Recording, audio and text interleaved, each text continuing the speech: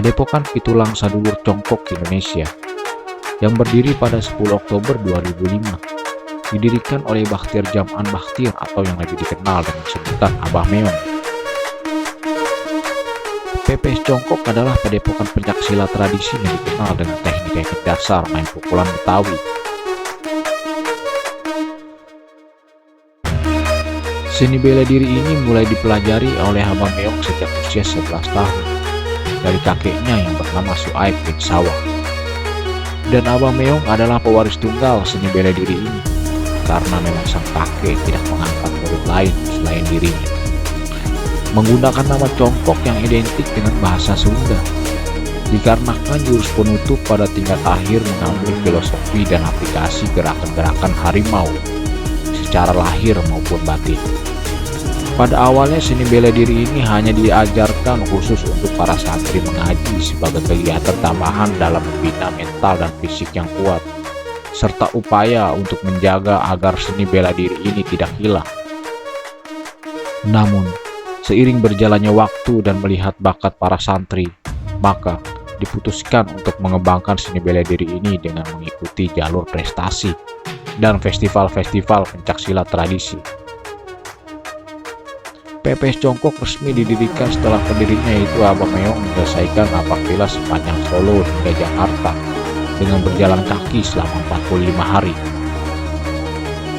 Untuk lebih mengembangkan potensi dan bakat anak, PPS Congkok tidak hanya mengajarkan silat tradisi tapi mengajarkan juga jurus-jurus baku hipsi, sehingga para siswa-siswanya dapat mengukir prestasi di cabang olahraga pencaksilat. PPS Congkok bergabung dalam wadah Asosiasi Silat Tradisi Betawi Indonesia atau yang lebih dikenal dengan sebutan Astrabi di bawah kepemimpinan Bapak Anwar Al-Batawi pada 5 Desember 2018. Hingga saat ini PPS Congkok Indonesia sudah memiliki beberapa cabang dan ranting di Jakarta, juga perwakilan di Antofagasta, Chili, serta Spanyol. Assalamualaikum warahmatullahi wabarakatuh. Waalaikumsalam warahmatullahi wabarakatuh. Pada siang hari ini kita berada di PPS Congkok Indonesia. Kebetulan bersama saya di sini sudah ada guru besar Congkok Indonesia yaitu Abah Meong yang lebih dikenalnya dengan nama Abah Meong. Dan ini juga ada Bang Guru Jack dan ada Ketua Korwil Astrabi Barat yaitu Bang Bajuri. Nah, di sini ya Abah, kami ingin mengetahui tentang sejarah PPS Congkok ini, Bang. Singkatnya aja, PPS Congkok itu berdiri itu tahun resmi didirikan tuh 2005. Jadi PPS Congkok ini masih muda banget. Didirikan itu prakarsanya itu Umi orang tua perempuan ibu saya. Jadi awalnya itu PPS Congkok ini dari anak-anak pengajian, bukan anak-anak silat, anak-anak pengajian. Jadi pengajian itu diselingin sama silat biar anak-anak itu ngaji. Tapi berkembang ke depannya ternyata anak-anak itu punya potensi yang lumayan, jadi terus kita kembangkan. Oh, jadi lebih awalnya itu dari pengajian gitu ya, dari guru pengajian terus untuk belajar silat, Ya. coba. Nah, ini dari Congkok ini dari asal mana, Pak? Untuk nama Congkoknya ini? Kalau Congkok itu kan kita ambil dari Jawa Barat. Congkok itu kan apa ya? Kalau kita orang Sunda itu Congkok itu semacam kucing hutan. Oh, kucing. Nah, kucing hutan. Tapi kita pakai lambangnya pakai lambang harimau karena untuk mengambil kewibawaan ini kita ambil lambangnya di harimau. Oh, begitu, Pak. Nah, untuk silat Congkok ini, Bah, ciri khasnya itu apa, Bah? Apakah ada jurus khusus untuk Congkok? Ada jurus khususnya, ada jurus kalau orang Sunda bilang itu pamacam, itu jurus terakhir itu pamungkas itu ada di situ. Kalau untuk jurus Ciri khas Congkok itu, Bah. Baik, Bah. Nah, untuk cabang perguruan dari Congkok ini sendiri sudah ada di beberapa tempat kan, Bah, yang saya tahu. Itu coba Abah jelaskan itu ada di mana saja. Kalau cabang kita nggak banyak ya. cabang kita di Jakarta ini ada di Kapuk Poglar, pos polisi sekitar Kapuk ini. Nggak banyak lah, sekitar 3 atau 4. Tapi kita punya cabang di satu di Antofagasta, Chili kita punya satu, di Spanyol kita ada di 2 tempat. Serena satu, sama satu lagi saya lupa namanya. Kita sulit bahasa Spanyol. Oh baik Abah. Nah di sini Bah, untuk silat congkok ini sendiri kan sudah seringkali mengikuti kejuaraan. Itu kejuaraan apa saja Bah yang memang sudah diikuti oleh PPS Congkok Indonesia? Kalau untuk kejuaraan itu kan prestasi ya maksudnya ya, TTGR ya. Banyak sih.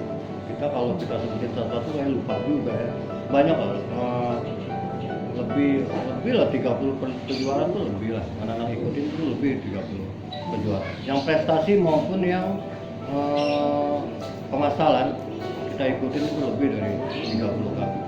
Nah, kalau buat saya 30 kali ikut di PTGR itu termasuk ya lumayan lah, karena kita kan perguruan muda kan, dari 2005 kita baru. Dari festival yang Abah ikuti, itu apa yang festival mana yang paling berkesan? Festival, kalau bicara festival kan berarti tradisi ya. Tradisi. Yang paling berkesan itu yang di Ciracas. Ciracas itu pertama kali kita ikut festival yang lumayan besar, 115 perguruan kan waktu itu. 115 perguruan Asrabi yang mengadakan. Nah, kebetulan kita baru masuk menjadi anggota Asrabi. Itu paling berkesan. Kenapa paling berkesan? Karena kita juara umum. Waduh, mantap. Juara umum kita. Nah, dalam jurus congkok ini, Mbak, apakah menggunakan tenaga dalam? Tenaga dalam semua perguruan silat pasti ada tenaga dalam, termasuk congkok.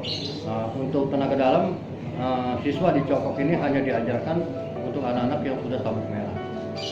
Sabuk merah baru mulai belajar. Jadi di congkok ini ada levelnya ya, Bah ya? Coba dari level apa aja, Bah, untuk menuju ke sabuk merah tersebut? Yang paling dasar itu ya tingkat dasar. Dia pakai sabuk putih polos. Oh, awal putih. Putih polos, naik satu tingkat lagi putih strip hitam. Putih strip hitam, naik lagi kita per 6 bulan. Per 6 bulan kenaikan tingkat. Tapi kita ambil 1 tahun. Karena libur sekolah itu cuma panjangnya di Desember. Jadi kita genapin jadi 1 tahun setiap Desember. Dari kuning naik 1 tingkat lagi ke oranye. Dari oranye naik 1 tingkat lagi ke biru. Kita nggak ke hijau. Ke biru. Dari biru kita naik ke merah polos. Merah polos kita naik ke merah strip 1. Merah strip 1 kita naik lagi ke hitam polos. Hitam polos naik lagi ke hitam bintang. Hitam bintang 1, hitam bintang 2, hitam bintang 3, yang terakhir kembali ke sabuk putih. Oh, gitu. Kembali ke sabuk putih. Tapi putihnya beda dengan anak-anak dasar. Kalau yang terakhir itu putihnya mereka pakai kain mori, kain kapan gitu. Dan itu tidak pernah dipergunakan kecuali untuk memang benar-benar dibutuhkan, itu baru dipakai. Ya, baik Abah. Itu berarti level atau tingkatan yang memang berada di PPS Congkok Indonesia ini ya, Bah ya. Nah, Bah, apa sih pandangan Abah ini tentang perihal perkembangan silat tradisional yang memang Abah ikuti selama ini, baik dari festival maupun dari kejuaraan prestasi? Jujur kalau kita bicara silat tradisi, yang menyedihkan juga. Jujur menyedihkan juga. Kenapa saya bilang menyedihkan? Karena berpuluh-puluh tahun silat tradisi itu dianggap tidak ada. Silat tradisi dianggap tidak ada, tidak pernah ada event-event yang diselenggarakan silat oleh perguruan silat tradisi. Silat tradisi benar-benar dikesampingkan. Induk pencak silat kita lebih dominan ke prestasi. Sementara prestasi itu tidak akan ada tanpa adanya tradisi. Nggak ada.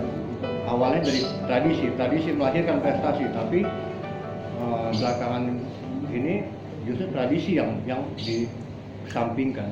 tadi makanya kita di sini di Asrabi itu Asosiasi Pencaksilat Tradisi Betawi Indonesia, kita bertekad untuk memajukan pencaksilat tradisi.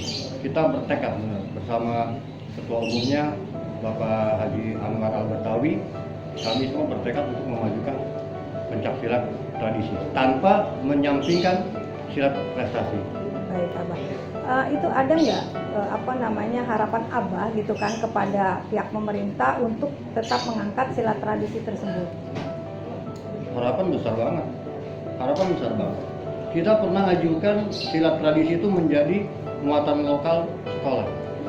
Kita sudah ajukan itu pada saat pencanangan pencaksilat ini diakui oleh UNESCO. Kita sudah ajukan bahwa pencaksilat tradisi harus disejajarkan dengan prestasi. Kenapa? Di dalam silat tradisi itu semua aspek pencaksilat ada di dalamnya. Kenapa harus dibedakan dengan prestasi? Berlatihnya sama, capeknya sama, anak-anaknya bagusnya sama. Kenapa pencaksilat tradisi tidak bisa masuk menjadi muatan lokal sekolah? Kenapa sertifikasi pencaksilat tradisi tidak bisa untuk masuk ke sekolah, sedangkan prestasi bisa? Jadi harapan kita pencaksilat tradisi bisa menjadi muatan lokal sekolah. Itu yang paling kita harapkan. Berarti Abah berharap bahwa silat tradisi ini bisa menjadi di sekolah-sekolah ya. Dan sertifikatnya itu bisa untuk ke jalur masuk sekolah. Baik, di Abah. ajang-ajang tertentu, di event-event tertentu. Baik Abah. Nah ini kalau tingkat kesulitan nih dalam Abah maupun dari Abang Guru Jack kali ya untuk menjelaskan Bang, apa sih kesulitan dalam melatih anak didik ini Bang? Kalau masalah sulit ya mau sulit juga, tapi kan kita harus perlu kesabaran nih Bang. Harus perlu kesabaran, apalagi anak-anak usia dini ya. Itu yang mantap. Sulit juga untuk diperbaiki gitu. Tapi alhamdulillah dengan kesabaran dan ketekunan anak-anak udah bisa jadi yang terbaik. Apakah ada target Bang Guru? Jadi misalnya gini, dalam 1 minggu anak ini harus bisa jurus A gitu, ada 2 minggu harus bisa jurus B, ataukah seperti apa teknisnya Bang? Kalau masalah jurus nggak bisa ditarget ya, tinggal tergantung ya anak didiknya ya. Mau belajarnya tekun ya itu cepat, kalau belajarnya mas-masan ya itulah yang sulitnya bayar. Gitu. Nah untuk Congkok sendiri nih Bang, kedepannya ini kan masih ada beberapa festival yang memang sering diikuti juga gitu, yang akan diikuti. Nah ini apa sih target Abah nih untuk PPS Congkok ke depan? Kalau target kita tetap harus juara, harus terbaik. Kenapa? Karena target itu sebagai support anak-anak berlatih. Kalau anak-anak berlatih nggak ada target, maka mereka akan semaunya latihan. Nggak ada target yang mau dicapai, maka mereka latihan akan semaunya. Tapi kalau ada target, mereka pasti akan latihan lebih serius. Target tetap harus jadi yang terbaik. Baik, Mbak. Nah ini kan saya lihat juga di Congkok ini banyak pelatih-pelatih milenial gitu ya, pelatih-pelatih muda. Apa sih harapan Abah terhadap mereka sebagai pelatih muda? Harapannya untuk pelatih-pelatih ini mereka bisa melestarikan dan mengembangkan pencaksilat, khususnya tradisi, karena tradisilah yang membawa seseorang itu bisa menjadi pesilat prestasi. Harapannya pelatih-pelatih ini bisa terus melestarikan dan mengembangkan. Bukan cuma melestarikan, tapi mengembangkan. Kalau tidak dikembangkan, maka akan hilang dengan sendirinya. Baik, Abah. Nah ini kepada Bang Bajuri, ini apa harapan Bang Bajuri sebagai Ketua Korwil Asrabi Barat terhadap PPS Congkok yang memang sudah banyak mempunyai prestasi? PPS Congkok yang Asrabi lihat dia benar-benar fokus untuk mencetak seorang atlet menjadi atlet silat menjadi atlet.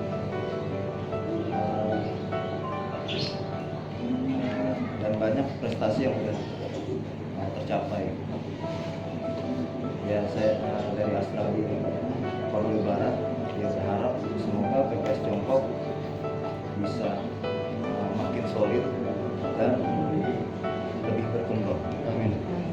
Ke depannya. Kita berharap dengan cabangnya yang sudah ada di luar negeri semakin internasional. Baik. Ya, Pak. Ini, Bah, kalau untuk PPS Congkok sendiri, ini kan sekarang memang berada latihan di indoor, Bah, gitu kan? Nah, ini adakah keinginan Abah, harapan Abah untuk PPS Congkok ini lebih besar lagi atau seperti apa nih? Ya, kita berharap ya terus berkembang. Kita latihan di indoor ini. Sebenarnya kita ada tempat latihan di outdoor ada. Tapi karena lagi pandemi ini kan kita dibatasi berkumpulnya di luar itu dibatasi. Tapi anak-anak di sini tetap latihan, walaupun di indoor tetap latihan. Kita jaga anak-anak apa daya tahan tubuhnya itu dengan terus berolahraga. Kita nggak stop anak-anak. Gitu, Pak.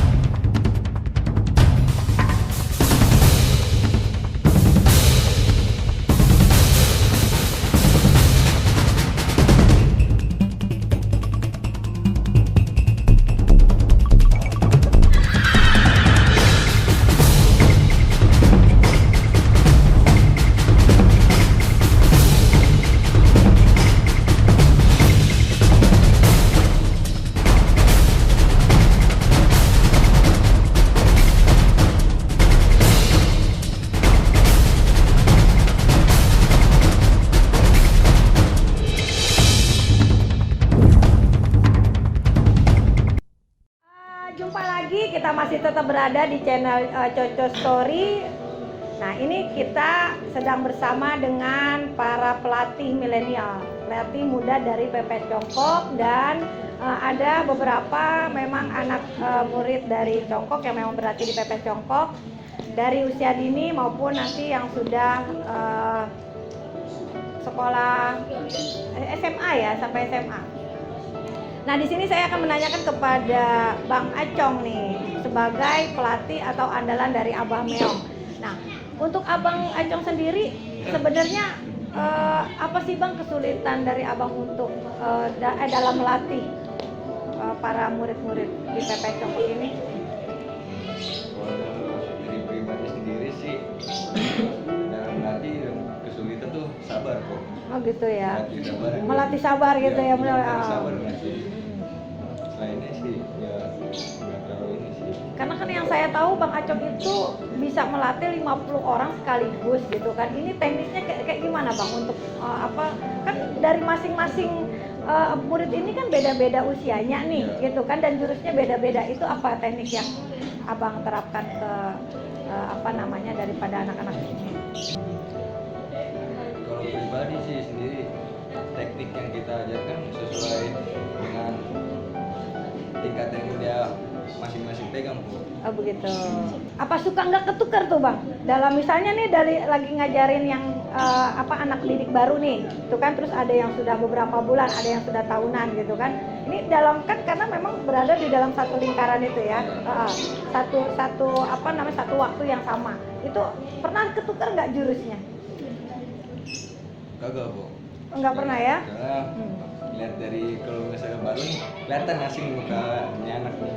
Oh gitu. Asing, bener-bener asing. Jadi dipisahkan dari yang baru sama yang lama tuh dipisahkan. Berbeda materi. Oh berbeda materi gitu. Nah kalau untuk Bang Heru sendiri, ini kebetulan ada adik kita Heru. Ini sudah berapa lama Her untuk belajar di PPS Congkok? 7 kok. 7 apa? 7 7 tahun. 7 tahunan. 7 tahun. Itu apa sih apa yang kendalanya gitu kan Heru rasakan dalam belajar di PPS Congkok? Apakah memang nyaman-nyaman aja? Apa memang ada kesannya bagaimana sih gitu sulit untuk belajar jurus silat ini?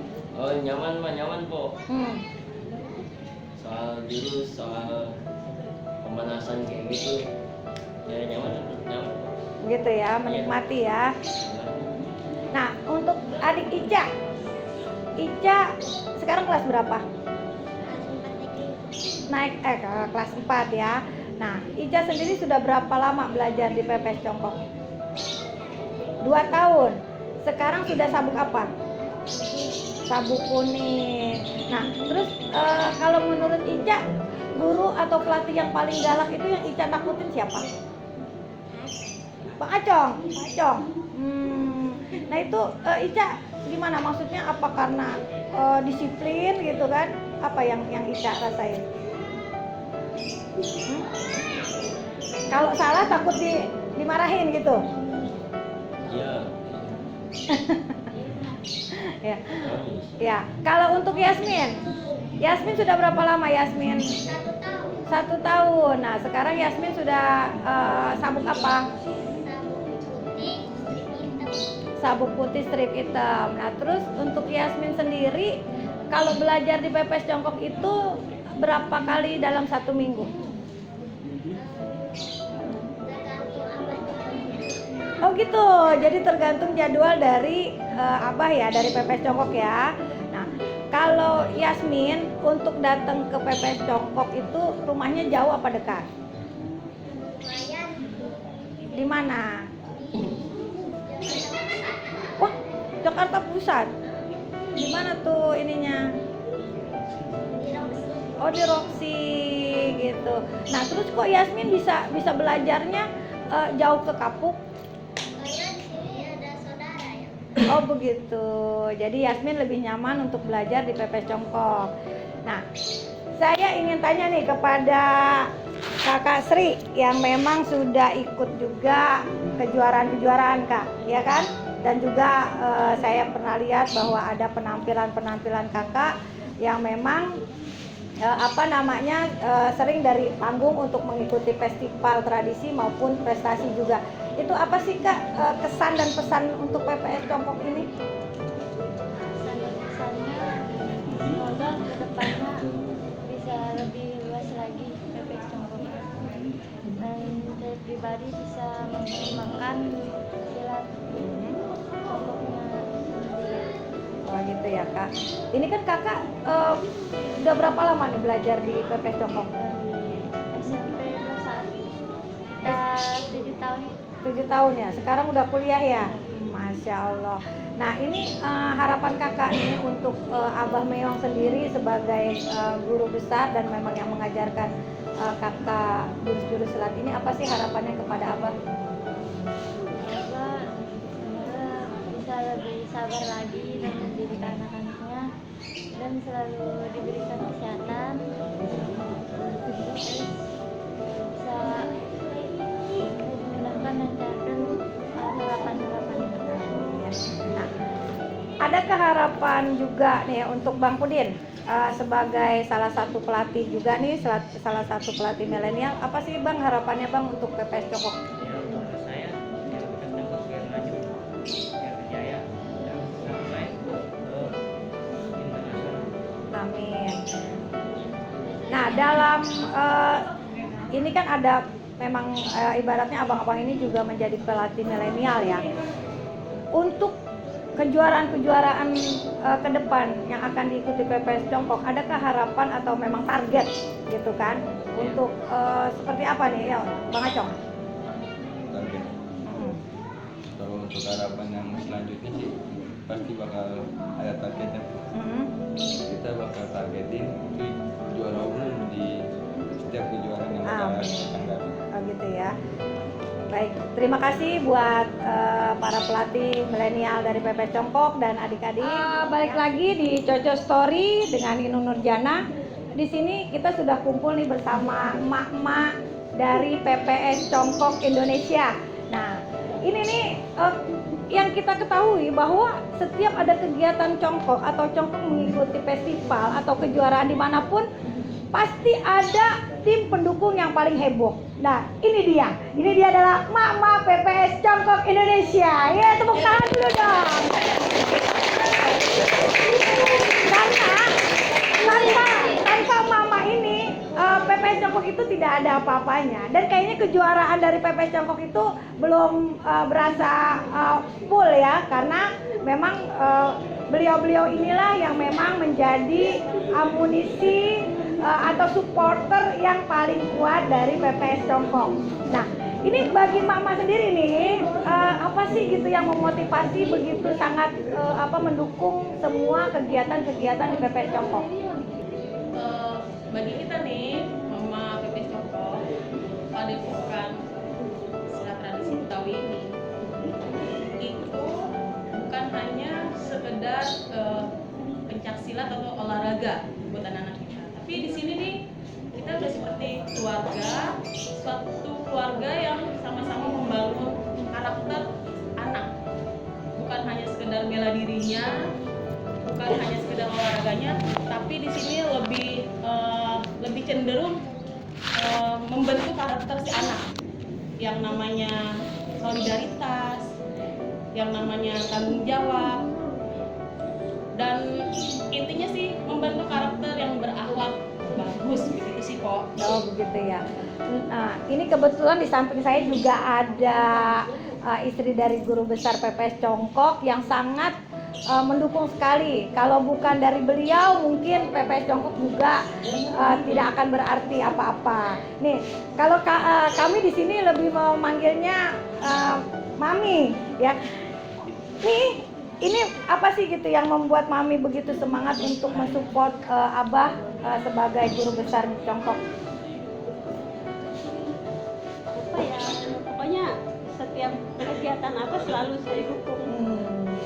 Selalu saya support buat anak-anak juga.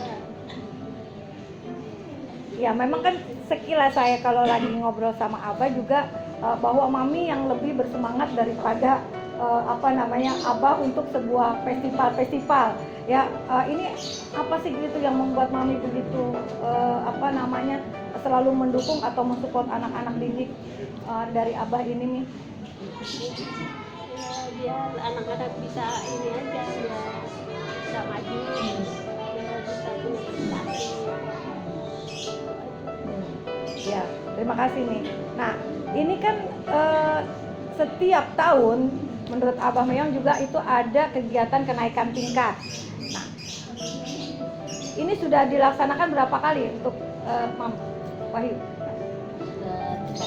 3 kali kenaikan tingkat. Nah, kebetulan kan ini koordinator keseringan Mama Wahyu juga ini ya. Nah, itu apa sih Mah yang membuat Mama juga sangat mensupport gitu kegiatan dari salah satu agenda PPS Congkok yang menjadi agenda tahunan. Ini apa nih yang membuat Mama selalu bersemangat untuk mensupport ini? Biar anaknya semangat, tambah Biar- semangat. Gitu ya. Itu pasti semangat Mah kalau sudah ada Mama. Nah ini kalau untuk emak-emak dari PPS Congkok sendiri, adakah keinginan apa sih gitu harapan yang diharapkan dari Mama untuk PPS Congkok harus seperti apa nih gitu kan? Coba untuk dari Banita. Harapan kita nih para emak nih ya, kita di sini mewakili para emak nih di sini.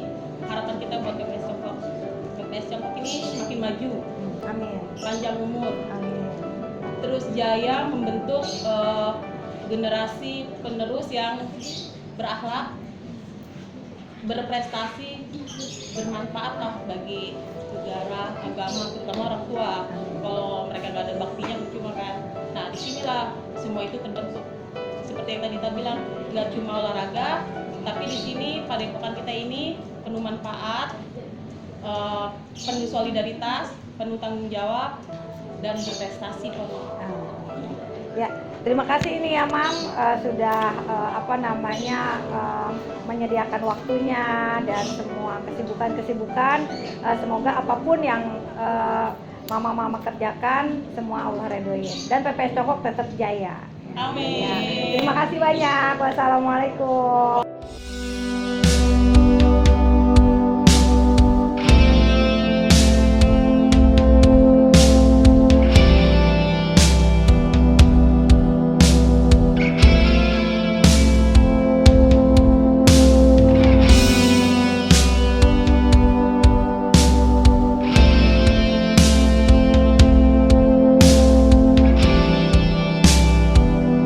Tradisi berprestasi.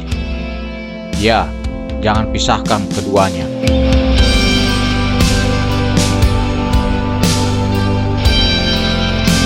Pencaksilat adalah Indonesia. Menjaga dan mengembangkannya adalah amanah. Mengacuhkan dan melepasnya adalah pengkhianatan.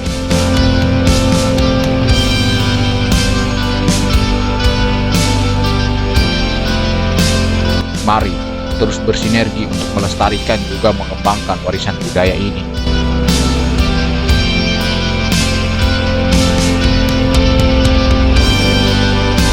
Dunia melalui UNESCO sudah mengakui, kini saatnya untuk menjaganya. Salam hangat untuk dunia persilatan.